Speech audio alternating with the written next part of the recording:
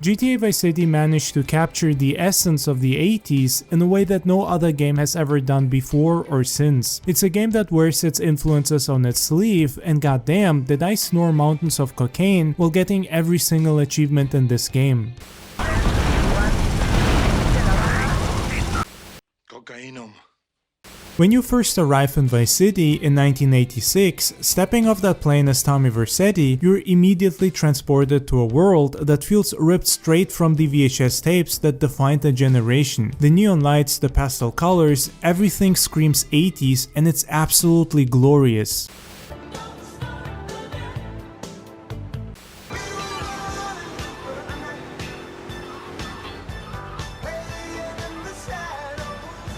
Chasing every achievement meant engaging with the world on its own terms. Greasy palms popped almost immediately. Use a police bribe to lower your wanted level. Why was I wanted? I guess it was because I ran over some poor schmucks as Ozzy Osbourne's Howl at the Moon was blasting from my radio, obviously making my cocaine-filled brain work overtime and go wild.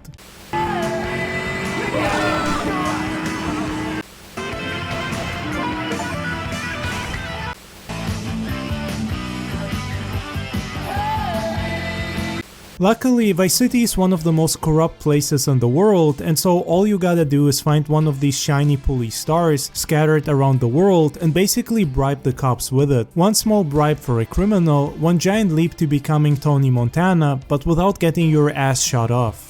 Oh jeez, I'm gonna need new pants! The most obvious inspiration is Scarface. I mean, the entire storyline basically follows the same trajectory as Tony Montana's rise to power. Tommy Vercetti starts as a guy fresh out of prison, works his way up through the criminal underworld, and eventually builds his own empire. Say goodnight, Mr. Diaz. Early on, irony almost ended my platinum run before it really started. During the 4 Iron mission, you have to kill a property developer with a golf club. The achievement name is pretty hilarious, but the act itself is straightforward. Chase the man across the fairway and then beat the shit out of him until he stops moving. What makes it missable is that using literally any other weapon voids the achievement permanently, and you're restarting the entire game since this is a hidden achievement and requirement for 100%. Every other game trains you to use the most efficient weapon available. Vice City wants you to beat a man to death with a golf club and then walk away like nothing happened.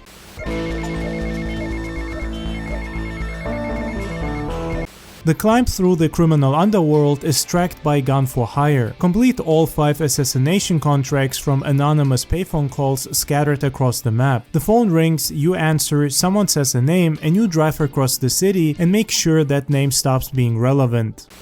Give it just like training. Let me go. By the time I finished the last contract, I felt like an actual gun for hire from the 80s with one fat mustache and big ass chest hair, smelling like an unstoppable sexual tyrannosaurus. This stuff will make you a goddamn sexual tyrannosaurus.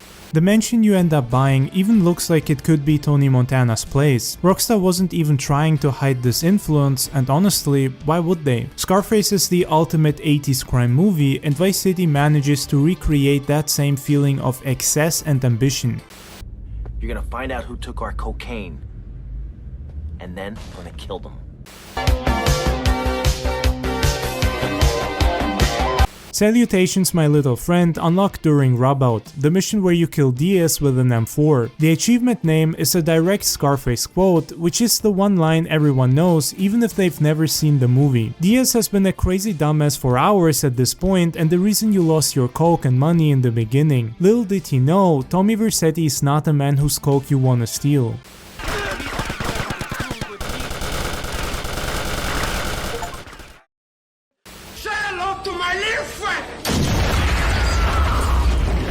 But it doesn't stop there. Miami Vice is obviously a huge influence on the aesthetic and atmosphere. The entire color palette of the game, with those iconic pink and teal combinations, feels like it was pulled directly from the show. The way the city looks at night, with all the neon reflecting off the wet streets, feels like pure Miami Vice.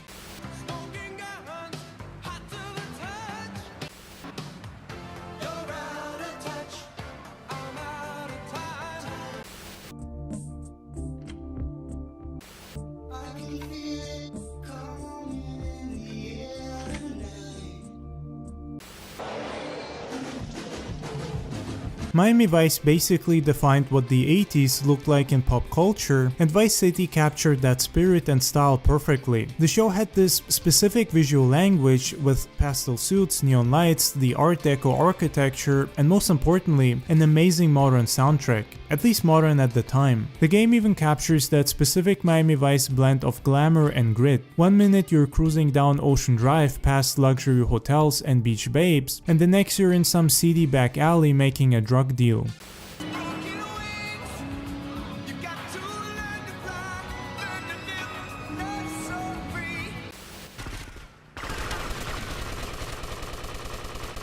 You're messing with the king.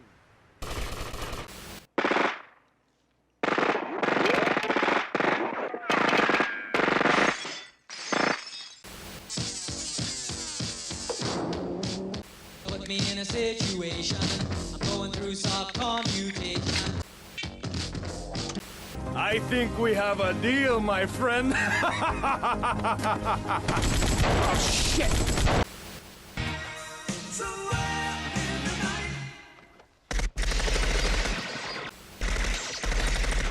And then there's Choppered Up. Kill every hostile NPC during the Demolition Man mission using the RC helicopter blades. This is the mission that made me rage quit as a kid many times because I just couldn't fly the shitty mini chopper. The controls are crap in the original and they didn't fix them in the definitive edition. When the achievement finally popped, I didn't feel accomplished. I felt like I had survived something the game threw at me just to see if I'd quit.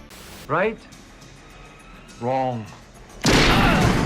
The game also borrows heavily from other 80s classics, and definitely vibes from movies like To Live and Die in LA. Vice City captures the entire vibe of being a criminal in the 80s, when everything felt bigger and more dangerous, but also strangely optimistic.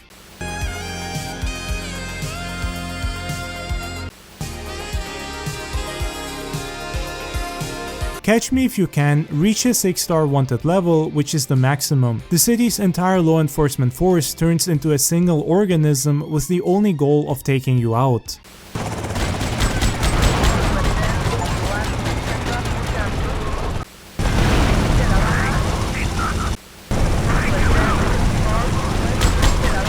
Stop it. Get some help. Another thing that to me really sells Vice City's 80s authenticity are the radio stations. This is where the game truly shines. Rather than just throwing together some random 80s hits, Rockstar curated an absolutely perfect collection of music that captures different aspects of the decade.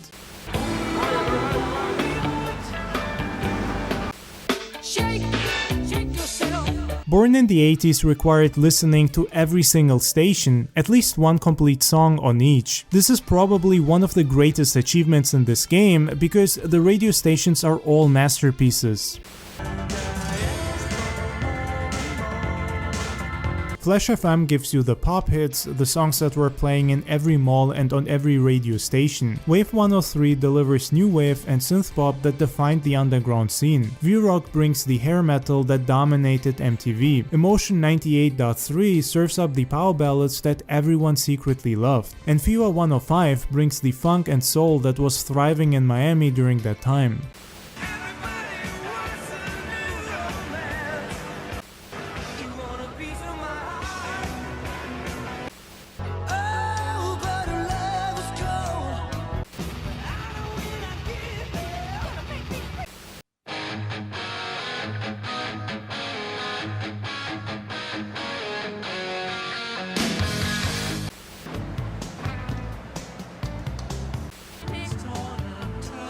The genius of it is that you can basically soundtrack your entire criminal rampage to whatever mood you're in. Want to feel like a badass while driving through downtown? Put on some Hall & Oates or Michael Jackson. Need something heavier while you're shooting up a gang hideout? V-Rock has got you covered with Motley Crue or Quiet Riot. It's insane how much these radio stations add to the immersion. You're not just playing a game set in the 80s, you're living in the 80s, and if you never grew up in that decade, you're also experiencing the phenomenon of fake nostalgia. Hi, I'm Mark Goodman, and you're watching MTV Music Television. All day, all night, all video music.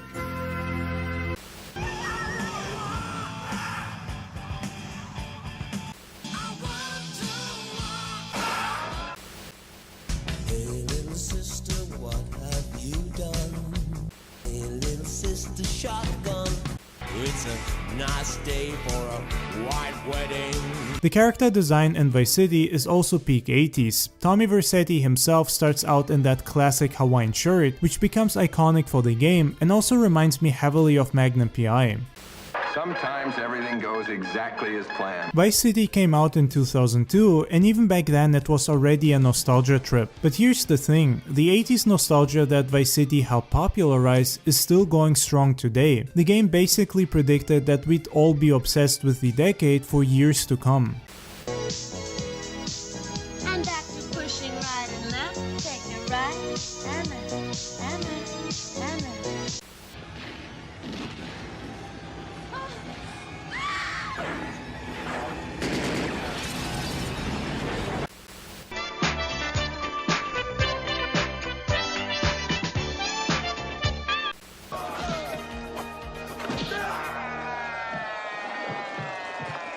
Playing Vice City today feels like watching an old VHS tape you found in your parents' basement. The graphics are dated now, the mechanics feel stiff compared to modern games, but none of that matters. The atmosphere, the music, and the whole vibe of the game is still perfect. It's a time capsule that manages to feel more 80s than a lot of media actually created in the 80s. That was my money, Tommy! My money!